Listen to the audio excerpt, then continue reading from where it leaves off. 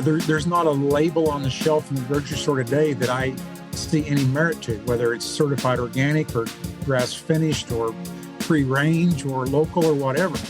They all seem to have their issues. And so I just think if we're going to certify regen, I think we need to come at it from a different angle. And I think for me personally, it's more about principles than it is practices. Welcome back to our podcast, Tasting Terroir, a journey exploring the link between healthy soil and the flavor and health of your food. I'm your host, Sarah Harper. That clip was from an interview I did with farmer Gail Fuller, owner of Circle 7 Farms in Kansas. Gail has been working hard to bring life back to a depleted piece of land, and in the process, bringing life back to the community that surrounds him and improving his own life as well. You'll get to hear more of my full interview with Gail and his definition of regenerative agriculture later in this episode. Last week, we began the process of understanding regenerative agriculture through the eyes of real farmers who are actually making better food by building healthier soil. We started out with an interview with Tanis and Derek Axton of Saskatchewan, Canada. While I believe these interviews with farmers are interesting in and of themselves, worth listening to, I wanted to take a minute to explain how I believe their knowledge can help you as a consumer.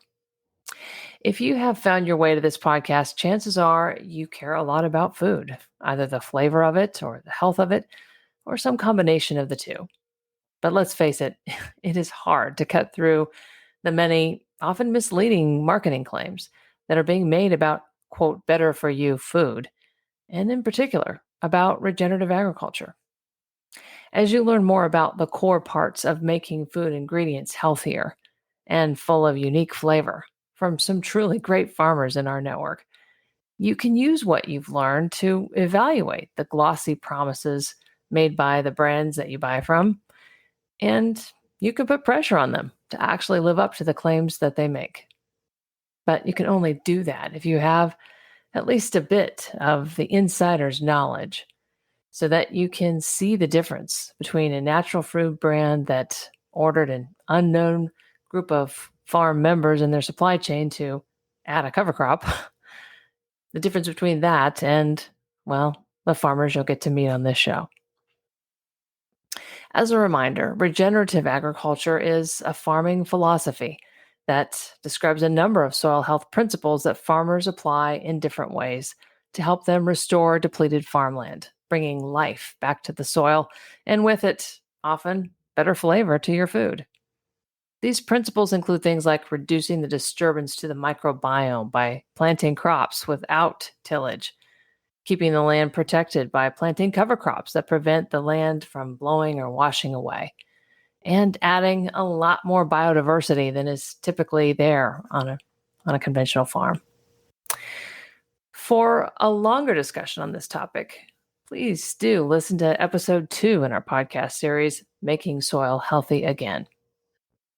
This episode is called The Flavor of Your Food's Philosophy. As you'll see, if you're buying food directly from regenerative farmers or brands that work directly with them, you are able to understand the holistic way of thinking that goes into what and how they make your food. And this could be why it often tastes so much better. Most food brands today know very little about the farmers who grow the main ingredients in their product, let alone what goes into the decisions they make. How are they picking the best flavors in their category if they don't even know what's possible? Truth be told, most brands don't really want to know because it adds a level of complexity that they'd just rather not deal with. So instead, they highlight a few trendy practices or certifications that make it look like they know more than they do about their ingredients.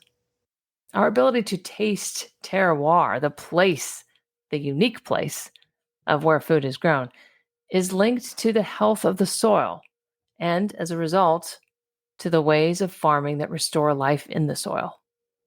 That doesn't come from cramming in a few prescribed practices. It arrives as an outcome of a restorative mindset that focuses on, as Gail puts it, what to grow rather than what to kill.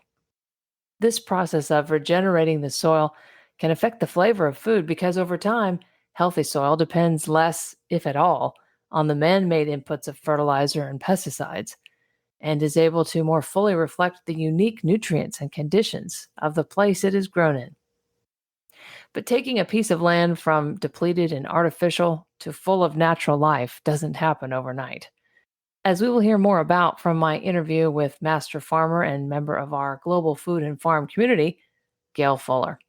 From his transition away from conventional farming to his deep commitment to rebuilding rural economies, Gail Fuller has a lot of wisdom and wit to share.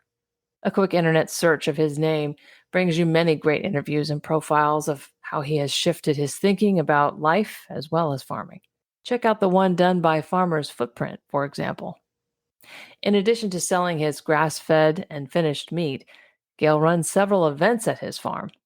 He represents one of the things that I have come to love about regenerative farmers, their reflective and humble nature, and their understanding of just how interconnected the farmer and the community are with the life in the land.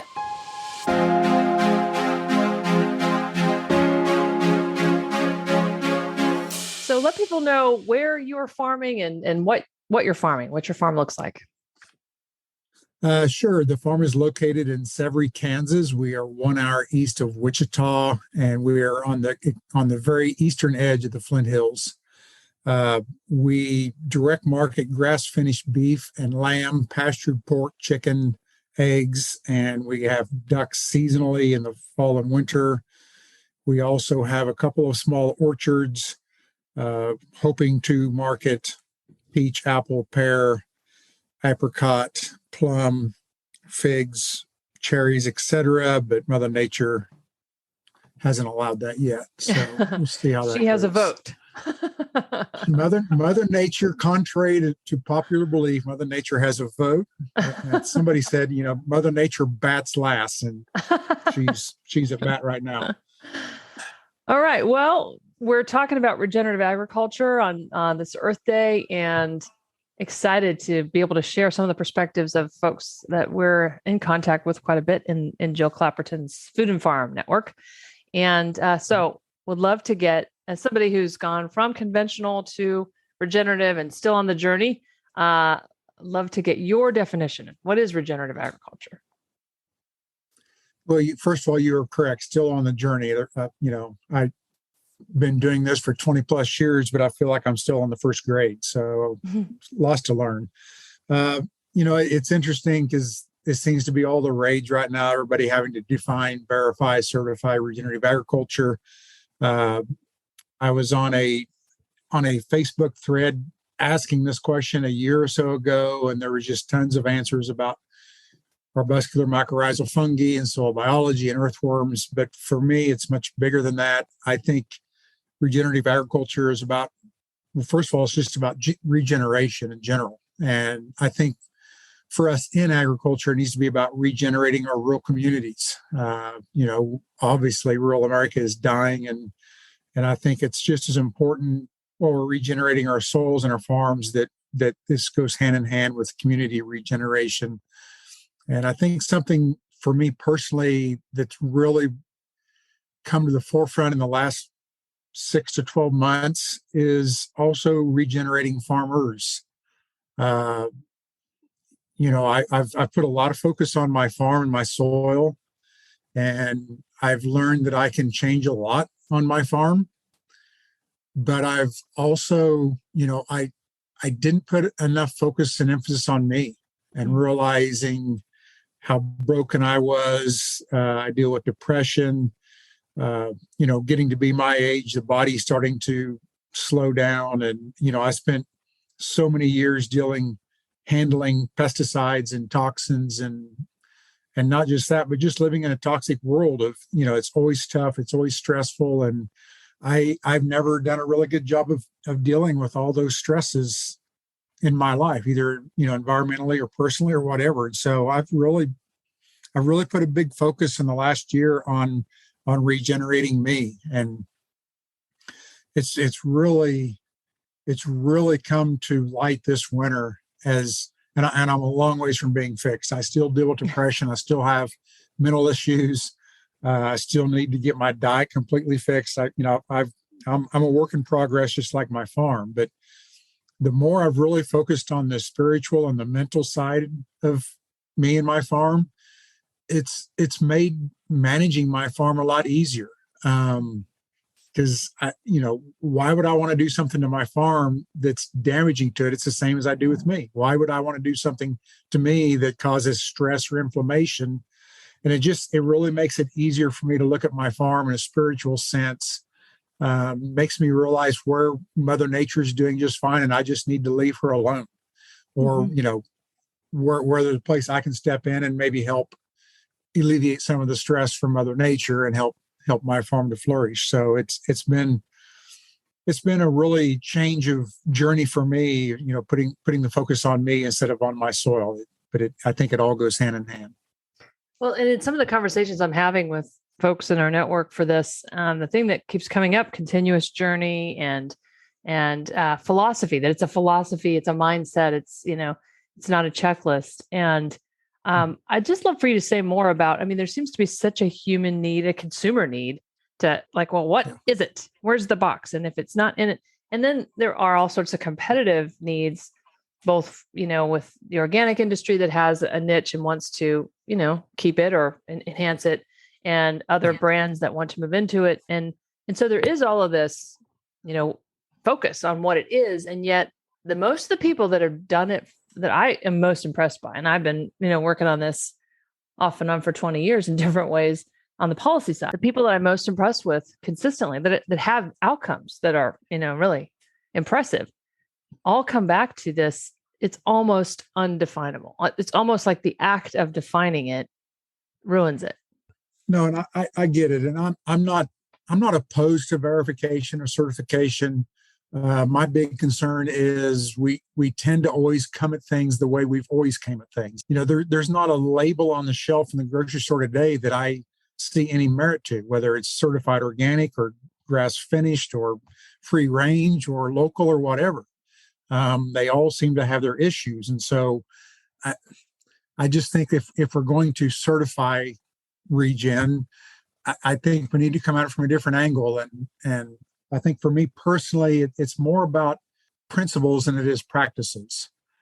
Sure, I would love to outlaw tillage and Roundup and GMOs and pesticides and all these things, but I also understand there's processes and steps, and we have to meet people in their place. I've got a really good friend that grows potatoes, and he's having to do lots of tillage, yet his soil is fantastic because he's put an emphasis on that. So we just have to be careful, setting rules for farmers or anybody. So for me, it's more about the principles. Obviously, I'll follow the 5 principles of soil health, but I think those are great for soil health. But I think for regen, I follow a set of principles that's more like wellness, environmental stewardship, social justice. Those are the questions that I ask myself when I make a management decision for me personally or for the farm is, how many of these boxes am I checking, community resilience and things like that. So I want it to be bigger than that because I really want it to be inclusive to all things, and understanding that I can follow the principles of soil health, but I can still damage my neighbor. That's not a good thing. I've got to be more inclusive of everybody in my neighborhood, in my community, and my customers, when I'm making management practices or whatever. The other fascinating thing to me is when you learn more about what's going on in healthy soil, the amazing community that's there and the harmony that's happening, and the plants talking to each other through the chemicals they put out in their roots. And, there is a real spiritual element to what's happening underground and what can happen maybe above ground, but we have to value it and not try to just clear it all out and put back only what we think should be there. Because we don't always know which things should be there. Yeah, absolutely. And humans have a really bad track record, and especially men. We have forever been the hunters. And so our job, we think, is to conquer.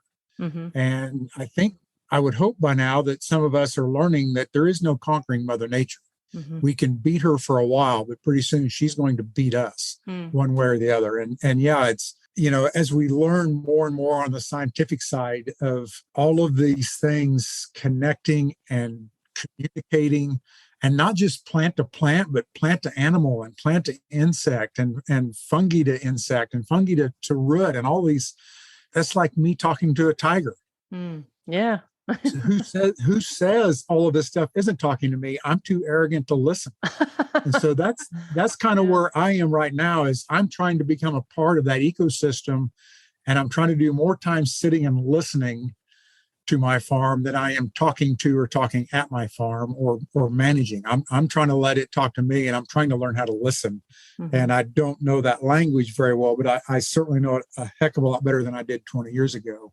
And I think I've always been one to kind of get on farmers for not carrying the spade with them. And, what's your soil look like? Because most don't even know. But I'm kind of getting to the point now in my journey that I can look at my soil without a spade and tell you if it's healthy or not. How many insects are crawling or flying above this particular patch? How many birds are sitting there? How many, whatever. If you're void of life above ground, you're probably void of life below ground. I really love the connection that you've made to the mental health of people and the farm and also the rural regeneration piece. And it seems like regeneration is more than just any one thing. It's this holistic, it's like everything in the system is getting better. And because one thing is getting better here, then another thing gets better. But it's not necessarily, I'm going to control, here's the program, and I'm going to improve this by 30%. It's sort of like this improved, and wow, that shot up 50%, and that shot up, but you still can measure outcomes. You can still see improvement. You just can't always predict or shape it, maybe. Yeah, and I think that's probably a little bit of the struggle with man today is, we want a set of outcomes. We want yield. We're going to plant corn this year. We want 300 bushel corn, and that's an outcome. And we don't think of an outcome as doubling our quail population this year, or beavers showing back up on the farm, or anything outside of grain yield and dollars. But, I think we've got to learn to measure our outcomes differently. And certainly it's got to come back to me. Am I happier this year? Am I less stressed this year? Am I sleeping well? And, do I love my life? Do I love my life when I leave the farm as much as I love it when I go to the farm, and vice versa? Because, having healthy soil is doing nobody any good if the farmer still goes home and thinks about killing themselves at night or drinking themselves to sleep. There's, if that's the case, there's still a lot of tension and stress on that farm. So now I want to hear a little bit more about how you practice regenerative on your farm. Share with us what that looks like. Sure. From a farm perspective or from a me perspective? Well, both, because as we know, it is both. Sure. So, as most people know, I've relocated to a new farm a couple of years ago. So we're on a completely different journey now, back to square one with a dead soil, with a dead system. If you were on my farm, your first thought would be, oh, this is a wildlife haven. We've got a little bit of timber. We got some grassland that has a lot of diversity in it. We've got several ponds. We got a little bit of cropland, and you would just think this would just be loaded with wildlife, but it's not. We have very few squirrels. We have very few deer. We have no turkey. We have no quail, all of these things. So, and when you put a spade in the soil, that shows up. So we're back to square one, but we know we can take all of our knowledge. Our goal is to do in 5 years here what we did in 20 on our old farm with the soil and the ecosystem. We've already seen pretty good improvements in our infiltration rates. We're doing, our practices are holistic in general, in that we do rotational grazing with the sheep or with all of the animals. The sheep and the cows sometimes run together, sometimes not. We rotate them anywhere from once a day to 7 or 8 times a day. In the wintertime, we'll relax that a little bit, depending on our desire and management goals. And sometimes in the winter, they'll park in a given area for 1 to 2 weeks. But anytime during the growing season, we're going pretty hard and fast. The pigs get rotated too. That's been a little bit of a slower process. Pigs manage completely different than cows and sheep. And we're all still learning, the pigs and I, on the best way to graze pigs. Those are kind of some of the starts. The chickens, they're also a big part of the rotation. They follow the sheep and the cows in the summer. They are a big part of our insecticide program. So we use no inputs really on the farm as far as toxins, no herbicides, no herbicides, no insecticides, no fungicides on the vegetables, fruit, crops, grass, livestock, any of that. So we're organic in that aspect. I'm not saying we will never, because if we come to a point where we have to spray something or put an insecticide on a cow to save its life or to save the farm from bankruptcy for a year, then that's probably going to have to happen. And we do so knowing that we make a bad move, but we do whatever we can to recover as fast as we can. For us, it's about animal impact, because we're much more grazers now than we are farmers. Our cropland, we're in the process where it's just strictly cover crops right now because it's completely dead soil, and there's really little chance of growing much of a yielding grain crop with it, because there's just no cycling going on. So we're going to hit it really hard with cover crops for a couple of years, get the animal impact. And the goal for this year is to use it for winter grazing, so we have some stockpile and don't have to bring hay on the farm. Well, that's so cool. And then what about you, the personal side of regeneration? That becomes the more difficult part, because at the end of the day, I've still got payments that are too high and stresses and things like that. And weather is always a challenge. I'm a farmer. I'm trained as a farmer. I'm trained to work 20 hours a day and all of those things. And in my old life, I did a lot of that, especially, when I was the large scale, 3,000 acre farm. It was nothing to put in 100 or 120 hour week in the spring and the fall. That has been hard to get away from for me, because we just, for some really stupid reason, we let it creep into our brains that, if we're awake, we have to be at work. That's just the way it's supposed to be. And I've worked really hard to be a sunrise to sunset guy. And by sunset means I'm usually in bed by dark. And I've learned to walk away. I try to quit at 5 or 6 o'clock now in the evening, even on the long days. Lynette and I are kind of running joke anymore as we walk in the house at 5 o'clock or so, and we look at each other and say, "Are you done?" And we'll say, "No, we quit," because we understand we're never done. But we're trying to find ways to make time for me personally and make time for me and Lynette also. And it's important to have both of those. I've gotten so much better about, especially on a bad day when I'm a little grumpy or, the weather's ugly or things aren't going too great, just hop on the four-wheeler and go out on the farm somewhere and shut the four-wheeler off and then walk away from it, leave the phone on the four-wheeler and just go out and sit down somewhere in a pasture and sit underneath a tree or sit by a pond and just let it out. Whether that's shouting at a tree or just sitting quietly and thinking or meditating and trying to get all of that stress and those bad thoughts out and try to soak in the beauty of the farm, even on a bad, hot, windy, dry day. You can always find something beautiful on the farm, and it's trying to find that appreciation and that gratitude for, really we're the luckiest people on earth to be farmers. And we've got to get that back. Farming used to be a wonderful occupation, and we've just turned it into almost like a prison. We've taken the fun out of it. We've taken the neighborliness out of it, and we've taken, all of the joy out of it. And we've got to find a way to get that back. And I know it's going to take a while. It's taken a while for me, but just taking those first steps of putting the focus on me. And that sounds arrogant, and it's not arrogant. I mean, the focus should be on me, because if I'm not healthy, there's no way my customers can be healthy. Well, and it's what you mean by the focus, so when you're talking about people, like you, that when you're working 20 hours a day, you're not a selfish personality, because if you were, you wouldn't be working 20 hours a day. So, No. there's a difference in what you mean by focus. If you're just focusing on how do I feel right now and how should, that's different than, how can I process this stress and how can I not let these very real, stresses tie me down, and, how can I get better? Just like just how can I be part of the system instead of separate from it, and feel like the weight of it all is just on me, which I know a lot of farmers feel that.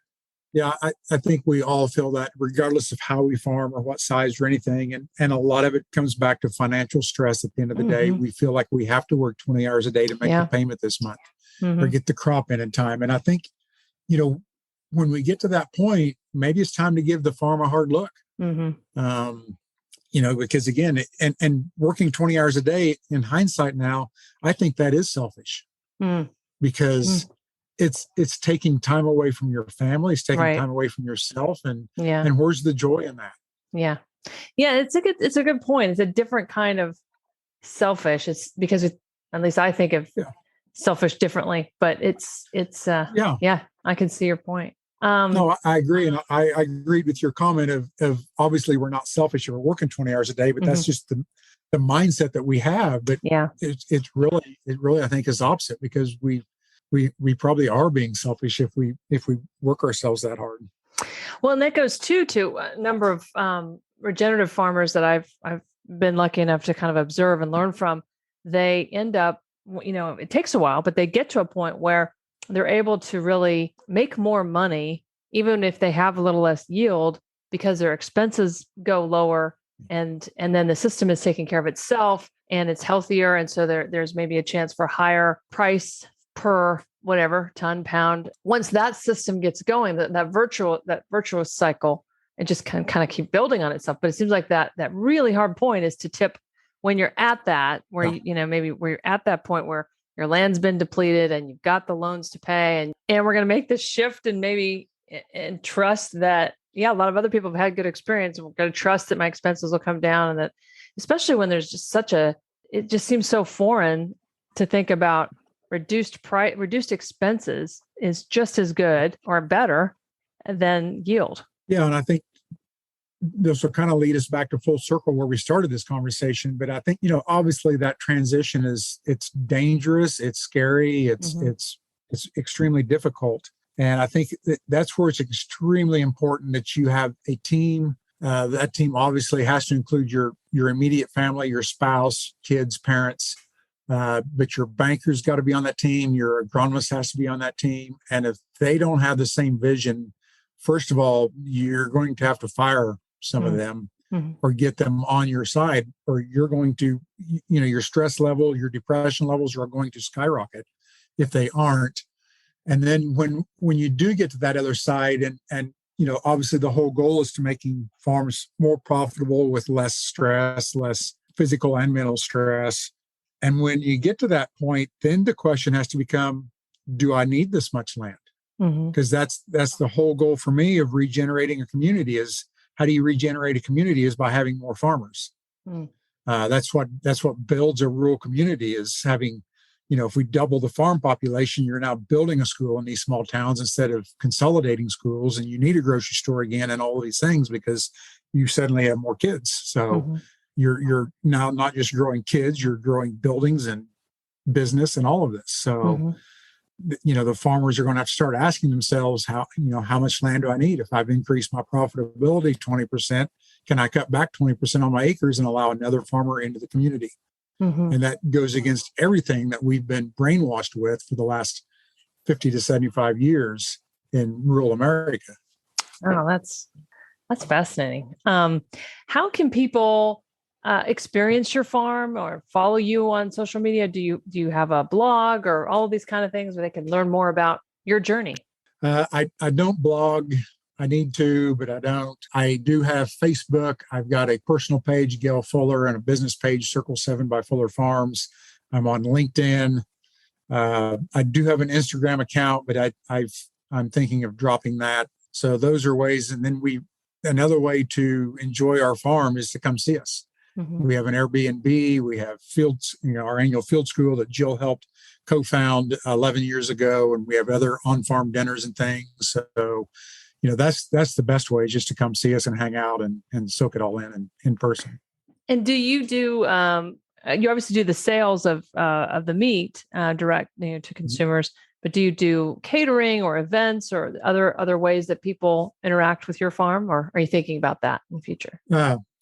Yeah, we don't do catering. We do on-farm dinners. I love to cook, but I would rather let a really big name chef come to my farm and make dinner for me and a whole bunch of my friends and just have it like that. So we do 3 or 4 of those a year. They're a lot of fun and they're always different, and it's a great way because to me food is the great connector. Mm-hmm. And when you attend one of our dinners, and as America becomes more and more stressed, it's been amazing at these dinners because we have 40 to 50 people show up, many of them urban, not all. Obviously, there's going to be left and right, and all walks of life. And we sit down for an hour and a half or 2 hours, and there's no fist fights, and there's cheers, and there are high fives, and there's hugs, and we we just say screw the rest of the world. We're Mm-hmm. here enjoying a meal, breaking bread together, and there's just nothing like it. So yeah, we do that. We do like all of our educational events. Food is a focus. We bring chefs to our field school and cook our meals, and we talk about food and we celebrate the food while we're being educated. So we always make food a focus. We are selling product in a couple of different restaurants. And I think that's been a bit of a pet peeve of mine is we talk about regenerative agriculture, and obviously the big thing with most of us farmers now is nutrient density and human health, and we're trying Mm-hmm. to tie all of that. And you go to a so-called regen event, and they throw out a bunch of crap food at you. And we've got to lead by example. If we're going to be talking about human health, we've got to be leading by example. And so we we're not perfect here. We still have to buy some stuff that's not as clean as we want, but we use all of our food that we can, and then we go to our neighbors and we source as much clean food from our neighbors, because that's what it's about, is making them strong too, financially and physically. And then but sometimes we still have to fill in some blank spots here and there with conventional food yet, but hopefully that changes soon. Mm-hmm. Are you seeing kind of a growing interest around Kansas where you're at? I mean, you're right there in the middle of big ag land, and are you seeing interest in people kind of being drawn to this path that you're on? Yeah, patience is not my strong suit. I know that I'm sure that's shocking to you. Mine either. No, so I understand. To me, this should have happened 10 years ago, but it hasn't. But Mm-hmm. it's growing. I think, the financial woes in agriculture the last few years has helped speed that up. But I've really been surprised as I talk more about quality of life and mental health. That really hits home a lot. And I think that's going to be a big driver. If a farmer can just make a living, but live an easier life, that's going to help sell them on this, I think. But I think, obviously, sadly, at the end of the day, it's still about money.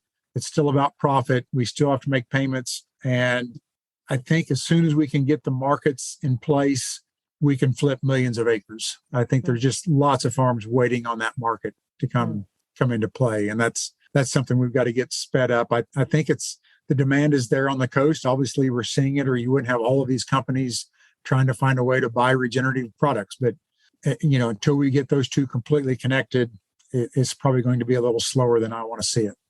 Well, the last thing I want to do is, now we've talked about all of this, and so it's on your brain, but trying to kind of summarize it all down, I'm going to ask you to fill in the sentence: regenerative agriculture is. Regenerative agriculture is life. Wow. That's good. That's good. Yeah. Restoring, rejuvenating, learning. I used to talk about when I started out of the conventional world and started, cutting back on pesticides, and I was doing a lot of speaking at conventional conferences, and I got started being asked to speak at organic conferences because cover crops are pretty new there also. And I was shocked because I just viewed organic as awesome outside of tillage. Mm-hmm. But I realized, sadly, that organic and conventional agriculture are basically the same. They're both systems designed to kill. Both those farmers wake up every day. What do I have to kill today? Is it a bug? Is it a weed or what?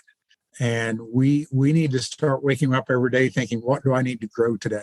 Not what do I need to kill? What do I need to grow?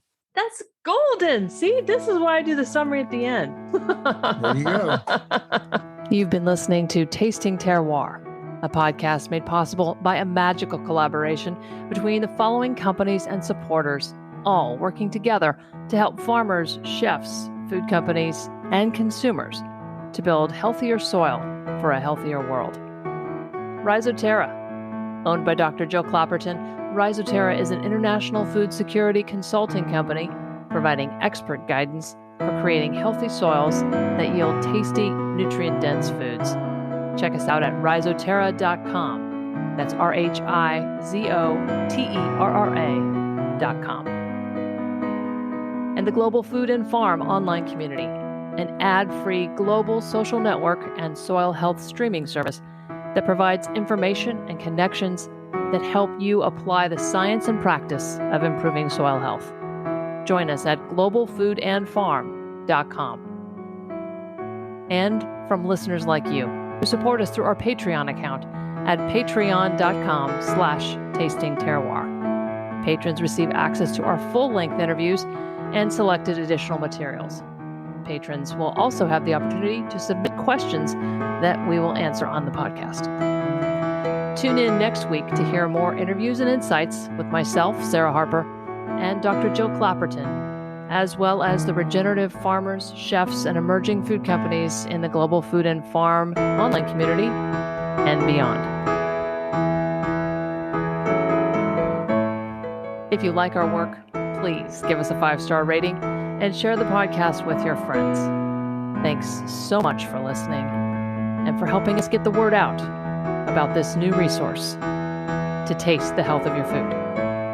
Until next week, stay curious, keep improving, and don't stop believing that better is possible when knowledge is available.